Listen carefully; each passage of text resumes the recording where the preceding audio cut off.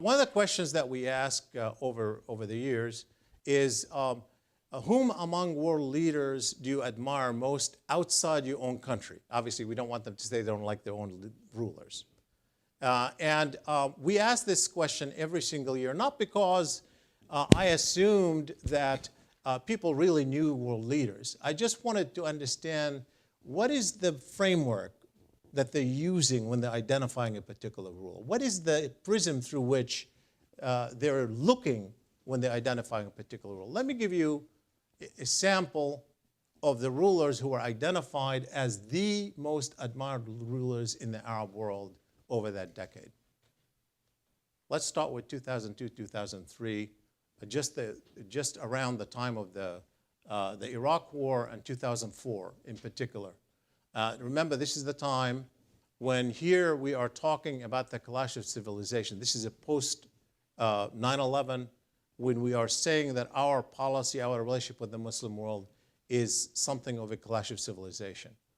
And you have advocates for that in the Arab and Muslim countries as well. Obviously, people who had a stake in this being a clash of civilization. Well, the most admired leader during that period in the world was Jacques Chirac. Jacques Chirac of France. And I needn't tell you about the history of France in the Middle East. And I needn't tell you about the recent history of France vis-a-vis Middle East immigrants.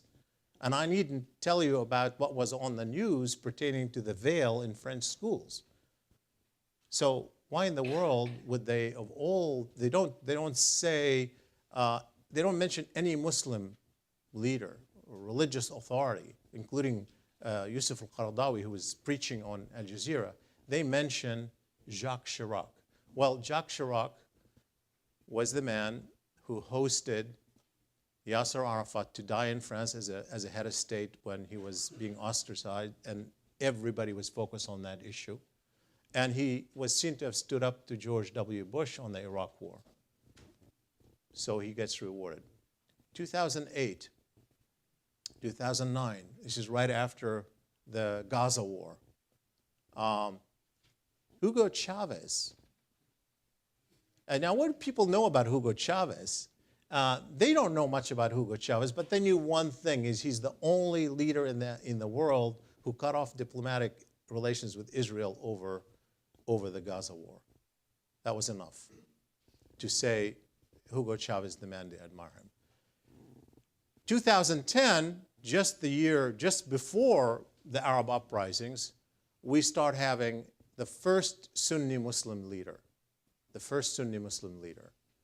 and that is the Prime Minister, currently besieged Prime Minister of Turkey, Erdogan. And he's there in 2010, he's there in 2011. And you finally say, okay, we finally got it. They are choosing a man who represents an Islamic democracy, not foreign policy anymore. I'm sorry, it doesn't work that way. Let me tell you why.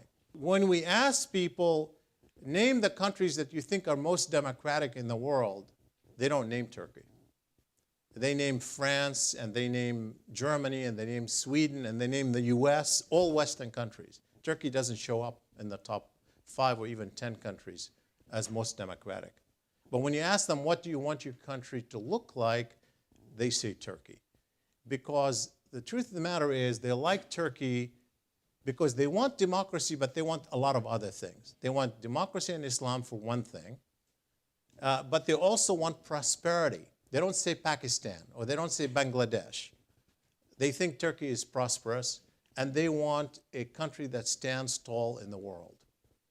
And without that standing tall in the world, they wouldn't like to. If Turkey had been, in 2010, a close ally of Israel, or had condemned Hamas in the war, there's no way Turkey would have been identified despite its democracy. So it's all these things that they want that are part of their identity. It's not just one thing.